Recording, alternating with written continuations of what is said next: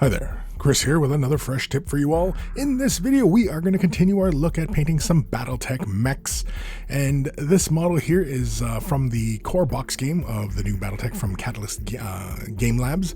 It has been primed in gray sear from Citadel. And to get things started, we're going to use some Vallejo German gray and some olive drab, both from the model color line from Vallejo. We are going to basically slap a little bit onto the palette, and basically we're going to use both of these colors pretty much at the same time. And as some of you may have guessed it, yes, we're going to do a quick little wet on wet blend.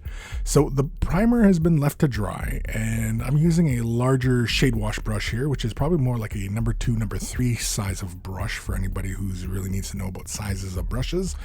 And basically I just lay some of the olive down and then begin using the German green here and start filling in areas, kind of going for a bit of a kind of camouflage pattern.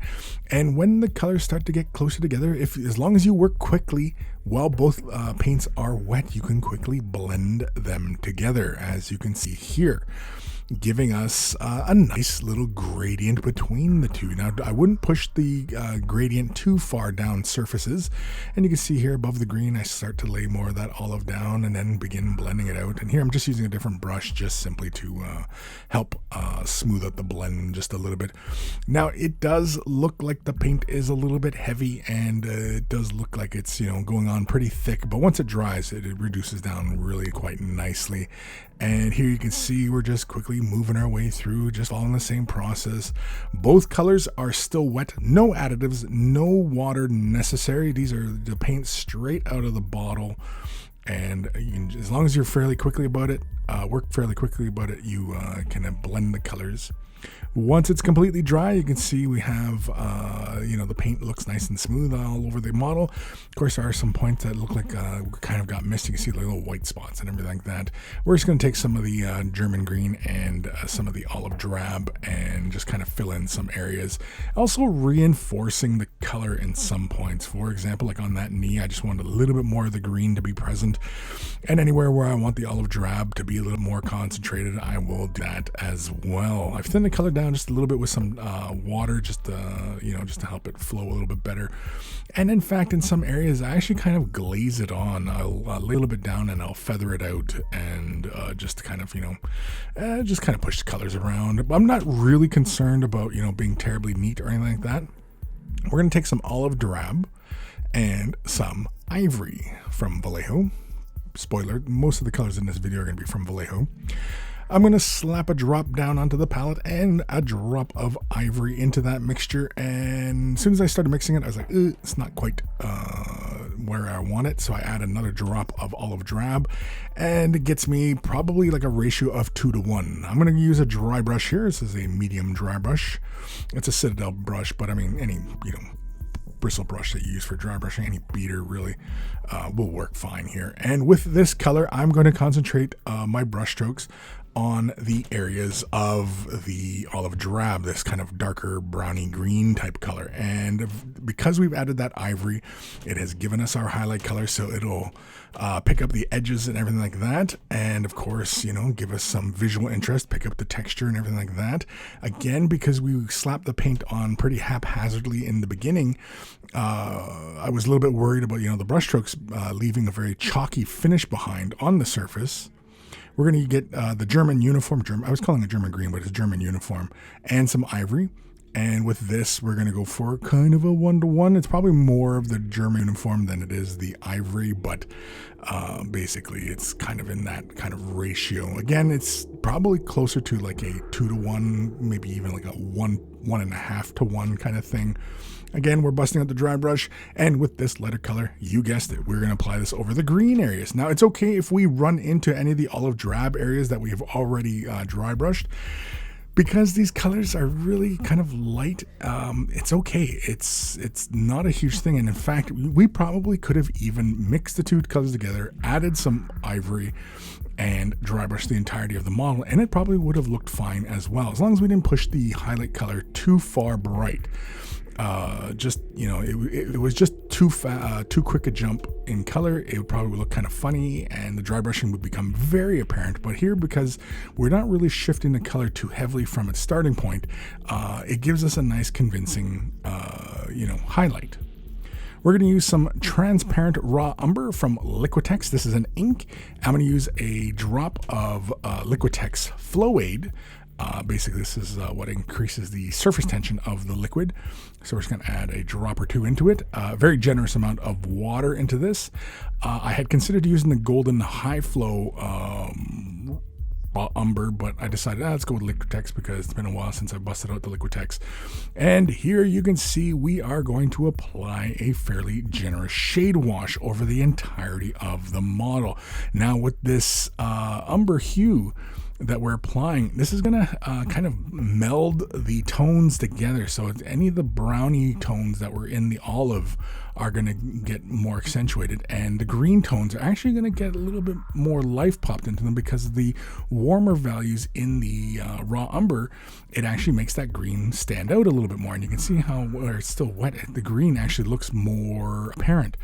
Fun little thing, just because of the yellow quality in it really is why that you make that assumption about the color. But there we are. So just take care of any areas where it's pooling up and make sure it's not too heavy, and you're good to go. Once it's dry, we're going to come in with some Vallejo Black.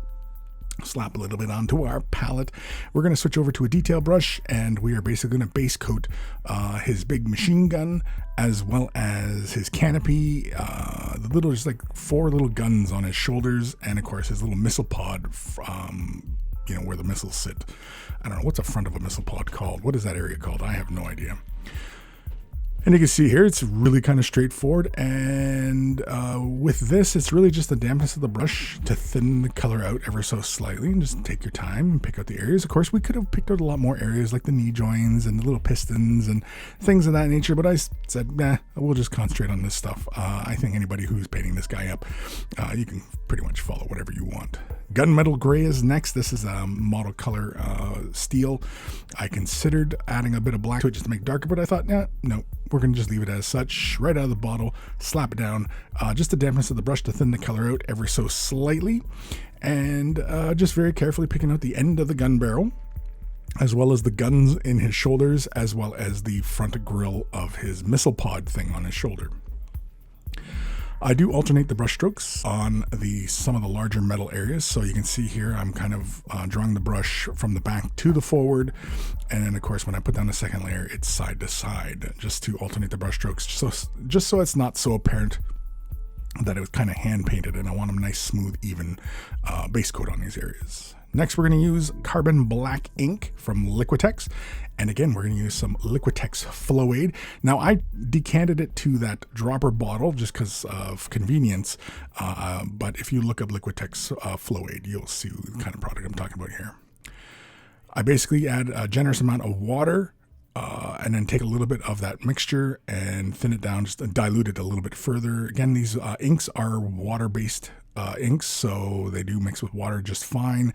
And here you can see I'm just very carefully picking out the areas on the metal with the ink, just to create a little bit of shadow. Again, I wanted to stay within, not using other paint lines or anything like that, so that's the reason why we're going with this. Normally I'd probably just use something like, no oil or something like that. Next, we're going to use gray-green, although I don't really see any green in it. I don't know why it's called gray-green, but we're going to slap a little bit of this onto the palette, and just the dampness of the brush and our detail brush, we are basically going to just do a little edge highlight on the gun itself. Really, really simple, nothing terribly complex. I even considered dry brushing. If you're more comfortable with dry brushing, go for it. If you're more comfortable with edge highlighting, by all means, even the rest of the model, like the armor itself, if you're more comfortable doing edge highlighting, do whatever makes sense to you. Although, initially in the beginning when I was demonstrating, doing the wet on wet blending, that's more in line with kind of enticing you guys to try out different techniques, go outside your comfort zone, as it were. Next, we're going to use dark Prussian blue from Vallejo. I'm going to slap a little bit onto the palette. This is going to be for the canopy. We're going to go for a quick little transparency type effect on the canopy. And to do that, I'm basically going to lay a little bit of this color down on the sides of the canopy, imagining that the light is gathering closest towards the outer edges of the canopy as opposed to the center of the canopy where the most glass, and it actually would be a bit darker, so the light would be more reflective in those areas. And the nose of the canopy is a little bit brighter, and of course, kind of like how when we paint gemstones, we paint like brightness going downwards. That's kind of like what we're doing here, but I'm treating each segment of the window separately. I'm taking a generous amount of water with a little bit of this color here and just creating a glaze. I just want a finer transition of color in here. I want to actually push the blue fairly high up into the black areas of the canopy. It's almost all the way to the center, like the middle area of the canopy that I'm laying this color down. It looks pretty intense here, but once it dries, it reduces right down and it's not as apparent. It's all about subtlety, right? Prussian blue is next from Vallejo. We're going to slap a little bit onto the palette, just the dampness of the brush to thin the color out ever so slightly. We're going to lay a little dollop down onto the surface. Not really a dollop, but it's a little bit. I quickly wash the brush off and then feather out the paint to create a transition in that surface. Again, showing you guys all sorts of different techniques in this video, but here, basically, all I do is I lay a little bit of paint down, quickly rinse off the brush. With the dampness of the brush, I feather that color out, and it creates that little transition of color. Here, I'll demonstrate it again. Again, just simply laying a little bit of the paint down, quickly washing the brush off, and then while the brush is still damp, just feathering the color out ever so slightly. It seems pretty straightforward. With a bit of practice, it is actually pretty easy to achieve. This isn't rocket science. This is just painting, right? And again, it's just, laying the color down, feathering it out. You could try and do it all in one go, but I find that if you do a bigger surface and try to, feather it out and quickly wash your brush and all that, you end up with big tide marks. Whereas if you work smaller in little segments like this, you do achieve a much more, bit better control over, how the feathering goes on the surface.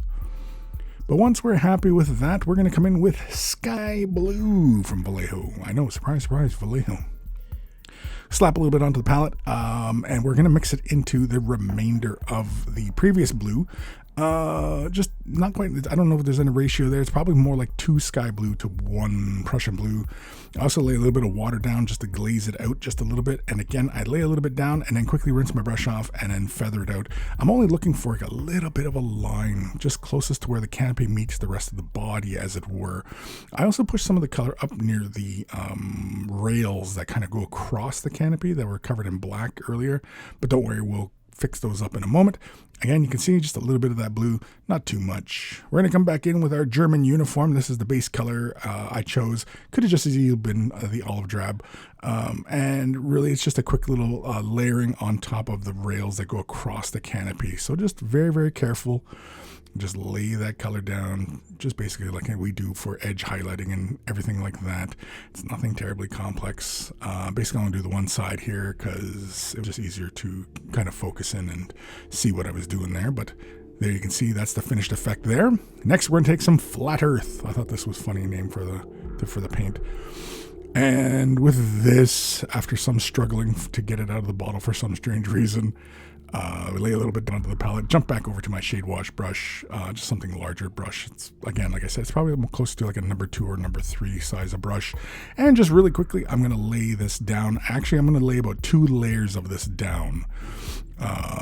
Basically, it is no thinning needed, just the dampness of the brush really just to help thin the color and help set it around. But otherwise, yeah. And again, like I said, you can still see some of the primer showing through and everything like that. So that's why I do another layering. But again, I don't really think it's necessary to show it. And so we're seeing a nice even coverage there on the base. And so next we're going to come over to some matte varnish because the previous shade washes of inks introduced a shine. So once it was matte, you can see how nice and matte everything looks, of course. So we're going to jump over some gloss, and I'm going to put 2 layers of gloss down on the canopy. So I do 1 layer and I hit it with a hairdryer, and then I do a second layer. And so here is the first layer. And then I quickly hit it with a hairdryer, and then here is basically the second layer, or is this still the first layer? And then once it's dry, it's 2 layers, but once it's dry, you can see it's got a nice glossy glass kind of look, while the rest of the model looks kind of matte. Gives a nice visual contrast, and of course, it's a robot ready to stomp around on the battlefield, shooting your enemies, and, robots smashing robots. I mean, it's, what's not to love, really? But that's it. Hopefully you guys enjoyed that one. Big thank you to my patrons. Without their support, these videos would not be possible. If considering Patreon support, click the link in the description below. You'll be taken off to a magical website called Patreon, where there are varying tiers of support, and a huge, huge thank you to everybody who does. Take care of those brushes, and they will take care of you.